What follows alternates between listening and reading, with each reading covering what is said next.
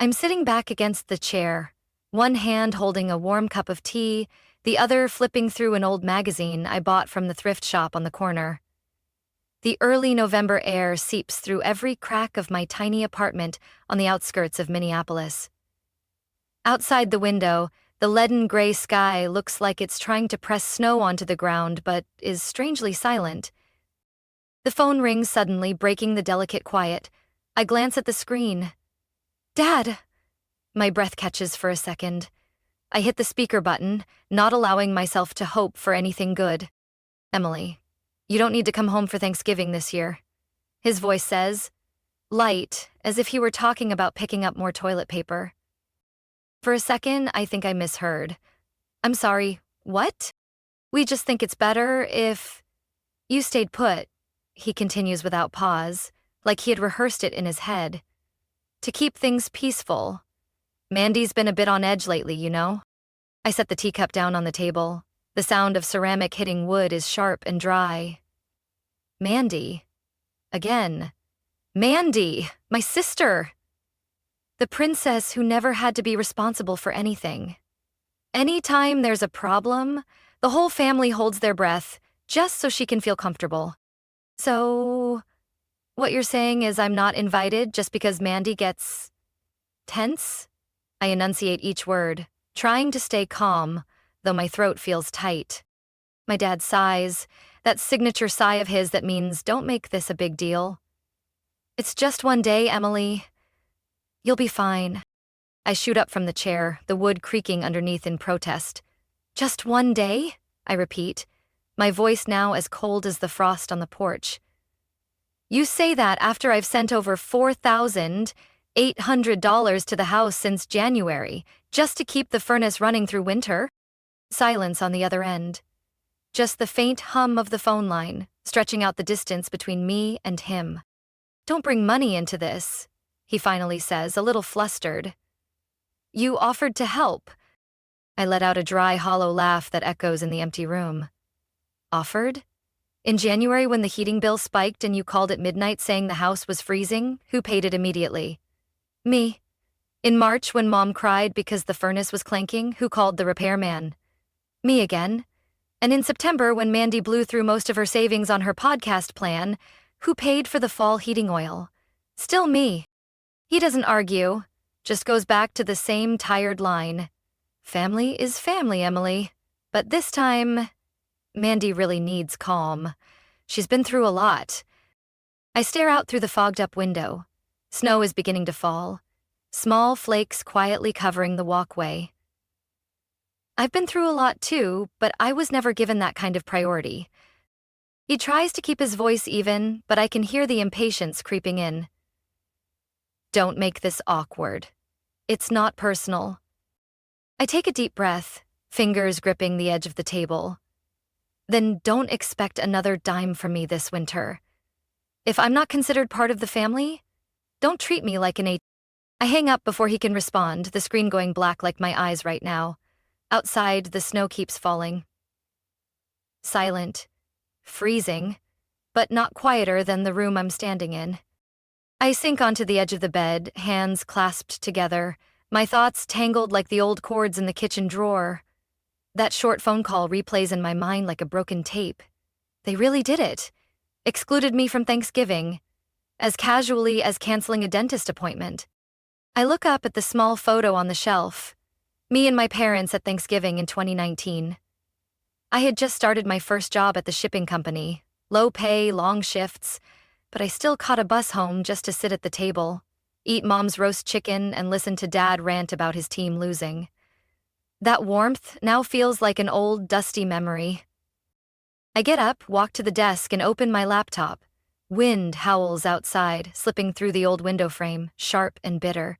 I open the utility payment account, the one I set up for them last winter after Mom sobbed on the phone, saying it was too cold and they couldn't afford heating oil. I was the one who called the oil company every month. I was the one who paid every bill, every dollar. Over $2,400 last year and $4,800 this year, just for heating. I did it not because anyone asked, but because I thought it was the right thing to do. I used to believe helping family through hard times came without conditions, until I became the extra piece. I pull up the Excel file where I quietly logged every transfer. The last entry reads, 10 months ago, $400. Sent ahead of the cold so they wouldn't worry. I wonder, do they even remember? I watched Mandy, my sister, burn through nearly $16,000 of my parents' savings in 4 months. Her artisanal candle business sounded artsy, until she ordered over 1,000 candles from a mass production plant in Texas, slapped on a handmade label, and thought she could sell them at triple the price. No one bought them, the inventory piled up in the garage, and my parents, instead of scolding or holding her accountable, just shook their heads and said, "She's young. Everyone makes mistakes." I didn't say a word, just quietly sent more money to help them through winter. Meanwhile, Mandy kept posting pictures on Instagram. $7 lattes at vintage cafes, brunches with friends in the latest Zara coat. Every time I scrolled past one, my hand would drift to my back, still sore from a 10-hour loading shift. I almost texted to ask why, but then I thought, maybe it's something I'll never truly understand or accept. I returned to the screen, the cursor blinking over the cancel service button. Just one click and the system will stop automatic payments starting next month. I sit quietly for a long while, not because I'm unsure, but because I'm letting myself remember what it felt like to matter to them. And then I click. A notification pops up.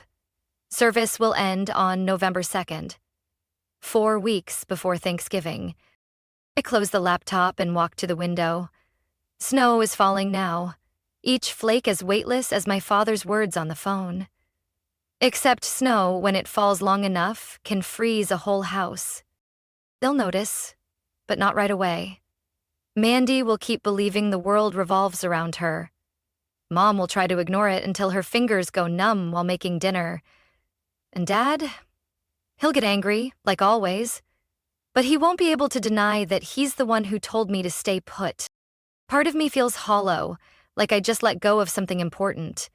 But another part, the one that woke up the third time I had to choose between buying a new coat or sending money home, feels lighter. For the first time in a long time, I'm standing up for myself. And I know this winter will be long, but at least I'm no longer the one shivering because of someone else's decision. I started waking up earlier, not because my job changed, but because sleep hasn't felt peaceful since that call. In the days after canceling my parents' heating service, I carried a constant tension, like walking a tightrope. Part relief, part doubt. But every morning, when I get out of bed and my feet touch the cold floor of this small but peaceful apartment, I remember why I did it. On November 2nd, the system officially sent confirmation. The heating oil service for the house at 422 Elm Street had been canceled. I read that message while sipping coffee in the kitchen, the little space heater humming steadily by my feet. A quiet kind of comfort I'd bought for myself, piece by piece, through every extra shift. That day, the snow fell unusually thick. Minneapolis was already cold, but this year winter seemed to arrive a few weeks early. I thought about my parents' 2-story house, the house I grew up in, with its old shingles and thin glass windows, where the cold could creep in after just one night without heat. I didn't feel happy picturing them bundled up in winter coats, but I didn't feel guilty either. It was time they understood that kindness isn't an obligation, especially when it's treated like a given. 4 days later, the first message came from Mom. "Emily, the heating system seems to be acting up. Can you check it for me?" I stared at the message, then set my phone down. I didn't reply. That evening, I got a text from Mandy, just one line. So childish. No greeting, no question, just judgment, as always. She probably thought I'd react, scramble to explain, or maybe even apologize. But I simply switched my phone to silent. On the 7th day, Dad called. I let it ring until it stopped on its own. 3 minutes later, a voicemail popped up. Emily, I don't know what's going on. The house is down to 58 degrees. If you know anything, call me. His voice was hoarse and sharp, a mix of anger and concern. I didn't listen to the voicemail. Instead, I went to the bookstore on Lake Street, bought a new novel, and sat for hours at the cafe next door, where the heater roared and the smell of warm cinnamon waffles filled the air. I let myself enjoy something I had always postponed. Time for myself. On the 10th day, I got a call from an unknown number. It was the heating oil provider. Hi, is this Miss Emily? Are you planning to renew service for the house at 422 Elm Street? We haven't heard back from the homeowners, and the previous contract was under your name.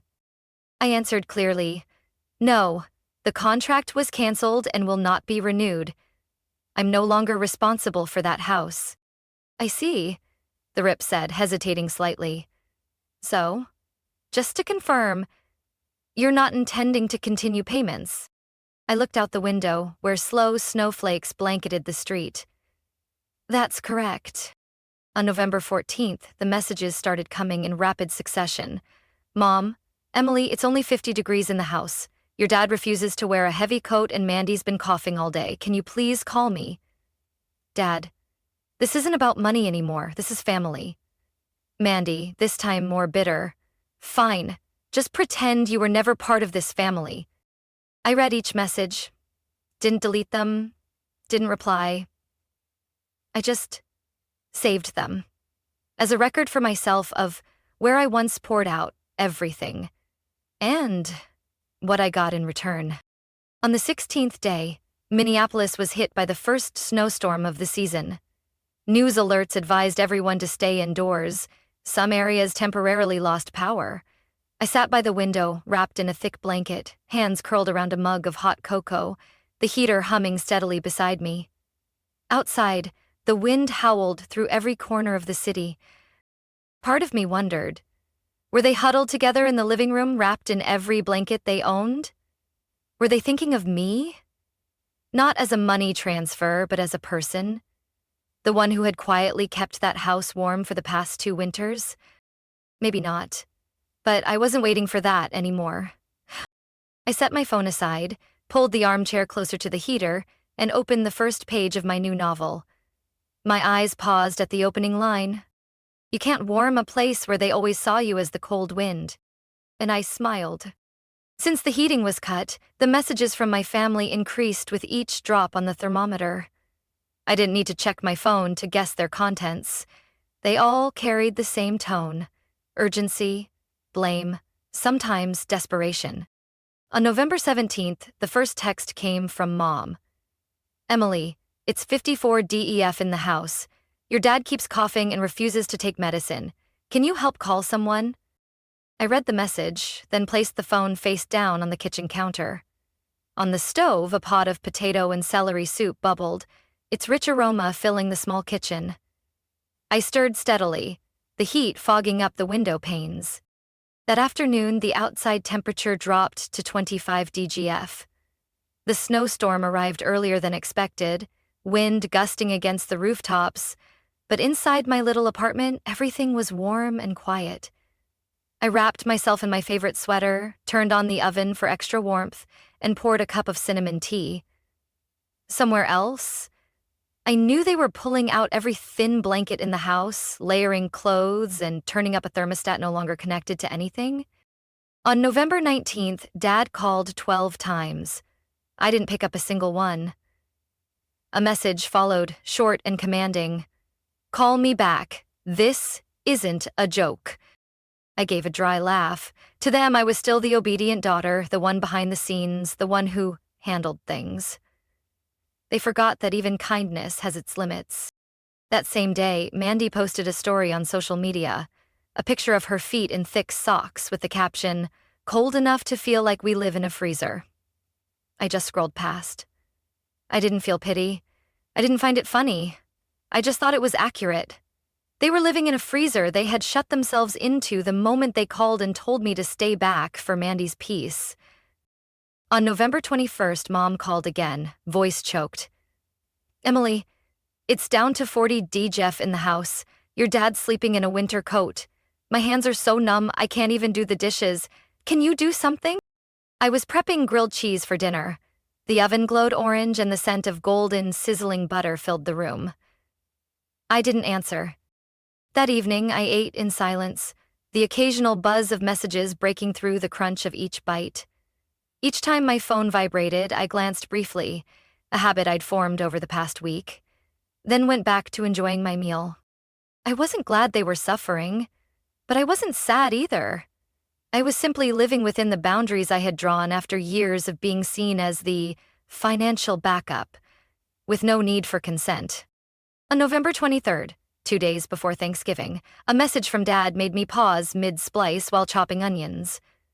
Emily, if you still consider yourself part of this family, now's the time to prove it. I set the knife down and looked out the window. Outside, snow blanketed the porch and the neighbors' cars.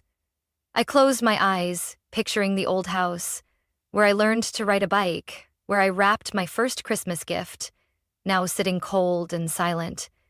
But in that vision, I no longer saw myself in the frame. I poured more hot water into the teapot. As the steam rose, I thought about Mandy, who once told me I was useless for refusing to fund her local fashion magazine idea last year. About Dad, who said I needed to stop being so sensitive when I brought up always being excluded from family meetings. About Mom, who stayed silent every time I was dismissed just to keep the peace. I had been silent long enough. That night, I curled up on the sofa, a book in hand, covered with the light fleece blanket I bought last year. The room was dimly lit by a single lamp, but it was enough. Warm and peaceful. My phone kept ringing. I still didn't answer. Because sometimes, the only way for others to recognize your worth is to disappear from the place they always assumed you'd be. On Thanksgiving morning, I woke before sunrise, the pale light slipping through thin white curtains. Outside, snow had blanketed the steps, and the city was eerily quiet. No cars, no voices, just the wind whispering over rooftops. A gentle reminder that winter had claimed every corner. I turned on the coffee maker and made myself a simple breakfast: crispy toast, peanut butter, and a juicy orange. I didn't prepare turkey. I didn't make the mashed potatoes Mom used to cook.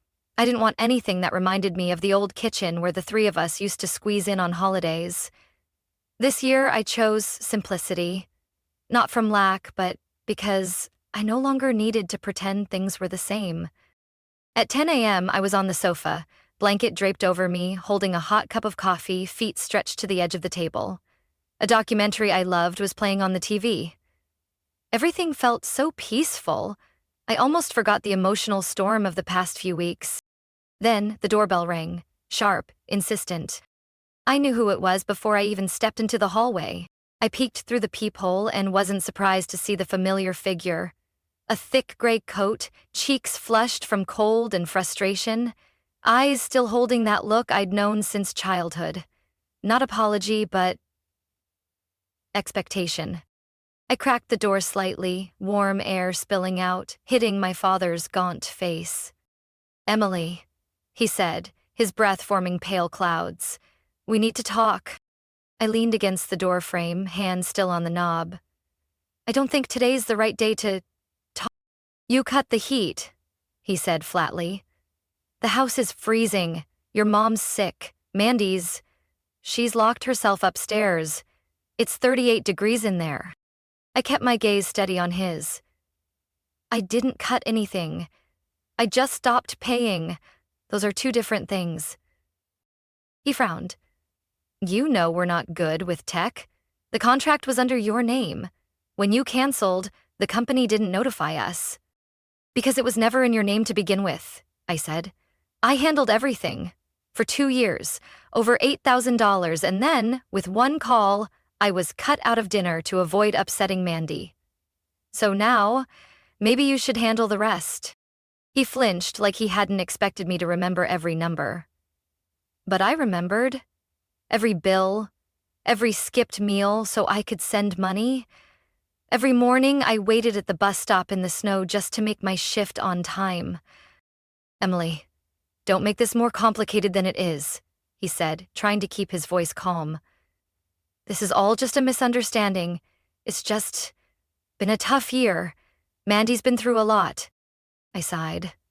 "Dad, Mandy's been through a lot because she puts herself there. I'm the one who gets pushed out. I stayed quiet when she blew all her savings on a creative academy she dropped after 2 months. I stayed quiet when she borrowed money and disappeared. But when I got excluded from a family meal because of her fragility, that was it. No more." He stood there in silence for a few seconds. Then he shook his head slightly, voice lower now. "We have no money, Emily. We've sold nearly everything valuable. I called the heating company, but we can't afford the upfront cost. Your mom has a fever. We can't take it much longer." I could feel the cold seeping through the cracked door, but I didn't move. "You told me I should stay back, to keep the peace for Mandy." I did exactly that. I stayed back. As for peace, I don't know about you, but I've found mine. He gripped the edge of his hood, eyes narrowing. "You're punishing the whole family over one sentence said in frustration?" I opened the door a little wider, letting him see the warm apartment behind me, the kitchen glowing, the neatly set table, the quiet hum of the heater in the corner. "It's not punishment," I said softly. "It's just letting you feel the cost of pushing someone aside when you no longer need them." He stared at me for a moment, then turned and walked away, his footsteps crunching through the snow. I closed the door, the sound of the lock clicking into place, clean and firm. Outside, the snow kept falling. Inside, I poured myself another cup of coffee. And for the first time in years, I didn't feel like I was trembling anymore.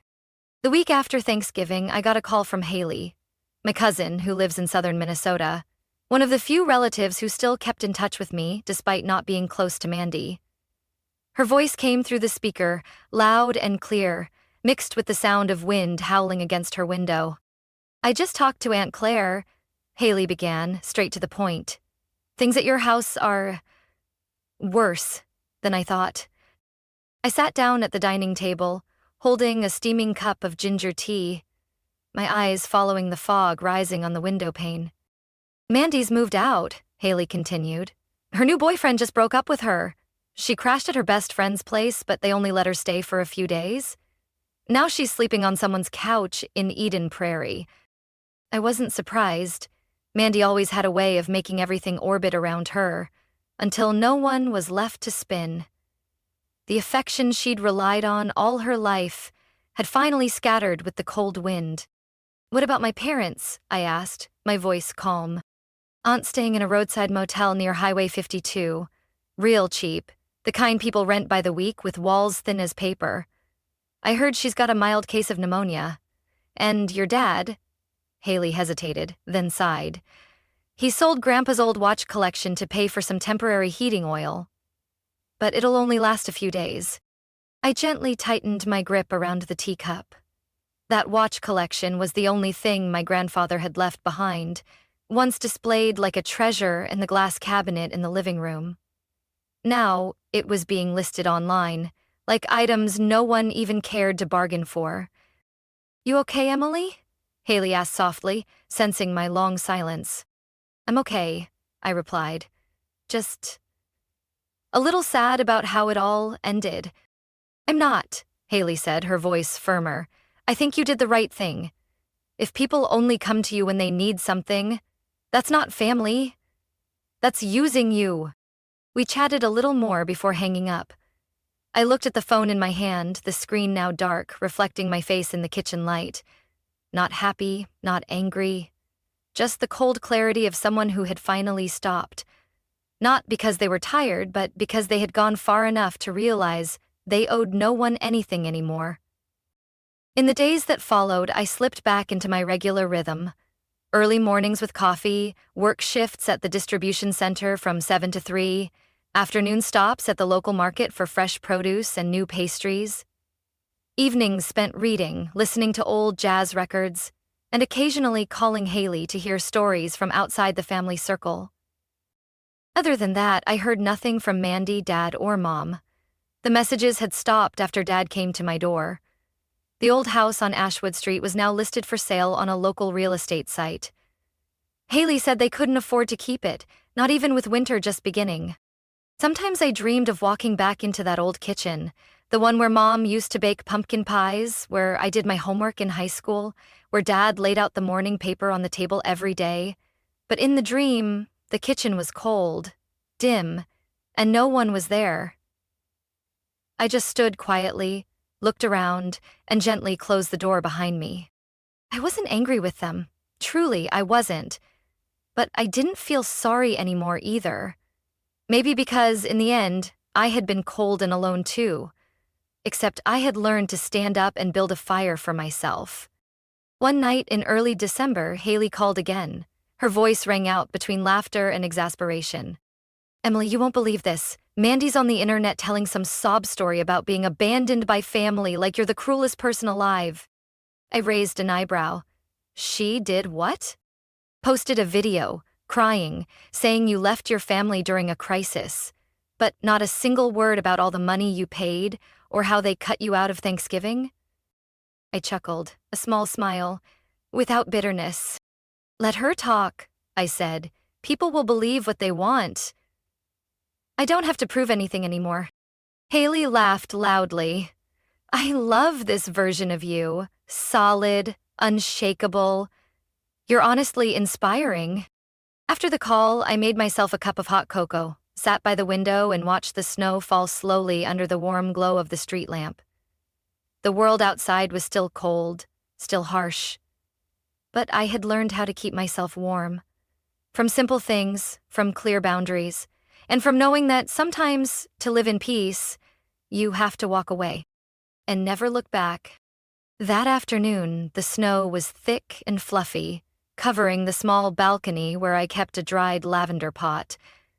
The city was silent in the -4-degree cold. No one went outside unless absolutely necessary. I was folding a freshly washed wool scarf when the doorbell rang. At first, I thought it was a delivery, but then came a knock, steady, hesitant. That made me pause. I walked to the door and looked through the peephole. "Mom." She stood there, bundled in a puffy coat that nearly swallowed her face, a wool scarf wrapped tightly around her neck, snow piled on her shoulders and hat. She clutched an old handbag, her shoes buried deep in the snow, looking both weathered and unfamiliar. I hesitated for a few seconds before cracking the door open, leaving a narrow gap between us. "Emily?" my mother said softly, her voice trembling, whether from the cold or something else I couldn't tell. "I'm sorry for coming unannounced, but I didn't know how much longer I could wait." I leaned against the doorframe, keeping my distance. "Why are you here, in this weather?" "I took the bus," she said, inhaling before coughing lightly. "Then walked the rest of the way. Took nearly an hour, but I thought maybe you'd hear me out this time." I didn't say anything, just waited in silence. "I've been thinking a lot. About Thanksgiving. About all the winters before." She tightened her grip on the bag, her eyes on the tiled doorstep where the snow had started to melt into water. "And I realized I was wrong. Not just for what I said that day, but for all the years I let you carry everything and treated it like it was expected." I tilted my head slightly.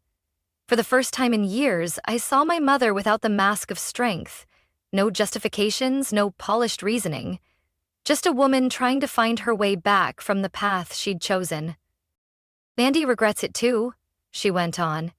"She says things never should have gotten this far. She says, you don't owe anyone anything." I let out a dry laugh. "Too late, Mom. Everyone says I don't owe anyone. Only after I stopped paying, only after everything fell apart, do I suddenly become someone worth appreciating. That's not it," she shook her head, her voice catching. "I just want you to know. I understand now. And I'm sorry. I'm sorry I didn't stand by you sooner." I looked at her for a long moment. Those apologies, had they come years ago, might have softened me. But now, the wounds no longer bled, they had become scars. And scars don't feel... You chose Mandy, I said slowly, every word as sharp and cold as the wind. When I needed a seat at the table, you told me to stay back because Mandy was stressed. When the house was in trouble, I paid the bills, but Mandy was the one being comforted. When I started living for myself, you called it punishment. So what now? You're here to ask me to carry it all again? She looked up, eyes full of tears. No, I'm not asking you to come back for anything. I just want you to know you matter. And even if you never forgive me, I accept that. I didn't respond right away. I opened the door a little wider, not to invite her in, but to let her feel the warmth behind me. From the apartment I'd kept lit, heated, and peaceful on my own. A stark contrast to where she had come from. I'm not angry anymore, I said honestly, but I'm not the same person either. I'm not the last bolt holding the family together. I've stopped doing that, and I'm not going back. She tightened her grip on her bag, then nodded. I understand. I didn't close the door right away. We stood there a few seconds more, saying nothing, letting the wind blow between the silence. Then she stepped back and turned away. I watched her walk off, her figure shrinking in the snow. When I closed the door, I didn't feel the lightness I thought I would, but there was no regret either, just a warm certainty like the glow of the lamp in my apartment that I had made the right choice. I returned to the sofa, pulled the blanket over myself, and resumed the old jazz track I'd paused. And as the saxophone played, I knew, for the first time in years, I no longer needed permission to live my own life. January passed in a soft, white hush of snowfall. The city lay frozen in bitter cold, and I continued living at the quiet pace I'd chosen. My apartment stayed warm, thanks to the small heater by the window, and the moments I spent reheating soup, toasting bread, or knitting scarves on lazy weekends. There were no more messages from Mom. The last time she came was right after Thanksgiving, and since then, I hadn't heard a word. No blame, no begging, not even the usual New Year greetings she used to send, those generic ones with a picture. I didn't feel sad about it. In fact, I felt relieved. That silence wasn't scary. It was like fresh air after a storm that had lasted for years. Haley still gave me updates each week, as if she were the only remaining bridge between me and the rest of the family. I saw Mandy post asking for help on a community forum. Haley said during our most recent call. She said she lost her job, looking for temporary housing, included something about cracks in family relationships. Same old deflecting. I didn't say anything. I just switched my phone to speaker and kept chopping onions in the kitchen. The aroma of sautéed onions filled the room, overpowering the story being told. Uncle Mark is trying to sell his car, Haley added. That old SUV's still running fine. I heard he wants the money to pay off some overdue bills. Aunt Claire moved in with a relative in Des Moines. She said she needs time to rethink how she raised her kids. Haley chuckled bitterly on the other end. A little late. Yeah, I replied calmly. But maybe better than never realizing it all. As time passed, things I once struggled to see became clearer. Not everyone changes, and not everyone is worth hoping they will. Some things, once broken, are better left where they fell. Like cracks on winter ice, best not stepped on, not patched. I no longer thought about Mandy every night, no longer checked social media to see who was saying what. And I certainly no longer felt the need to explain to the world what I did right or wrong. I just lived, truly. Every morning I woke up in this cozy apartment reminded me that I was standing on ground I chose for myself, not on a shaky foundation built from someone else's expectations. At the end of January, I stopped by the used bookstore down the block. The shop owner recognized me instantly. Haven't seen you in a while, he said cheerfully. Braving the cold, huh? I smiled and picked out a novel about women who left their families to start over. When I got home, I placed the book on the table, boiled water for tea, and sat by the fireplace. The fire glowed bright, orange light flickering against the exposed brick wall. I pulled the wool blanket higher and stared into the flames. Steady, quiet, persistent. just like me. Somewhere out there, the old house was probably still cold. Maybe they were borrowing space heaters from neighbors. Maybe Mandy was filling out aid applications. Maybe my mother still curled up every night in 3 blankets, thinking about those dinners when we were all together, and the people who no longer wanted to sit at that table. As for me, I no longer belonged to that back then. The fire crackled in agreement. I reached for my tea, steam blurring my vision, though my heart had never been clearer. Winter would last, snow would fall, but this time, I wouldn't be the one shivering. I had chosen peace, and I didn't regret it. From my story, I've learned that not all blood ties are worth preserving at all costs. Some boundaries, once crossed too many times, must be redrawn with finality. I once believed sacrifice meant love, but in truth, unconditional sacrifice only teaches others to devalue your worth. Now I no longer seek validation from my family. I live for myself, and that is the freest thing I've ever done. What do you think about Emily's decision? Was she too harsh, or was it what she needed to protect herself? Share your thoughts in the comments, and don't forget to follow the channel for more emotional family stories to come.